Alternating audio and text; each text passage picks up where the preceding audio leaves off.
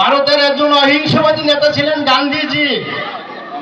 আমি তার সাথে মিয়া নুরুদ্দিন অপুর তুলনা করব এই কারণে, যেহেতু আমরা এই মঞ্চে উঠতে পেরেছি, আমরা তার নির্বাচন করতে পেরেছি, তার আমন্ত্রণে আমরা আজকে নির্বাচন করতে এসেছি। আমরা রাতের অন্ধকারে শুধু বিএনপি নয়, আমরা যারা ভিন্ন দল করি, এই সুসন্তানের জন্য আমরা বাড়ি বাড়ি ঘুরে ঘুরে নির্বাচন করি, যার জন্য আমি শুধু সুসন্তান বলবো না, আমার আগামী 12 তারিখে নির্বাচন, আমাদের উদ্দেশ্য কি, আমাদের আদর্শ কি? আমরা এই নির্বাচনে মিয়া নুরুদ্দিন অপুকে ভোট দিয়ে জয়যুক্ত করবো।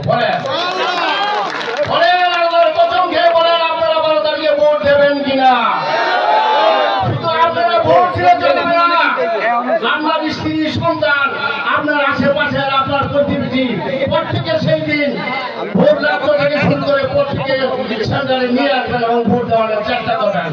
আমরা ইনশাআল্লাহ জয়যুক্ত হয়ে সেই দিন আমরা সেই অপু নুরুদ্দিন অপু ঈশা আনুরি আমরা দেখবো এদেশের উন্নতির জন্য, এদেশের গণমানুষের জন্য, এদেশের প্রত্যেকের জন্য, ছাত্রদের জন্য সেদিন আমরা আমার এই সন্তানকে, আমার ভাই আপনার সন্তানকে আমরা জয়যুক্ত করে তার সাথে আমরা দেখা করবো। সবাইকে সালাম জানিয়ে তার দীর্ঘায়ু কামনা করে আমি আমার বক্তব্য শেষ করছি। আল্লাহ হাফেজ।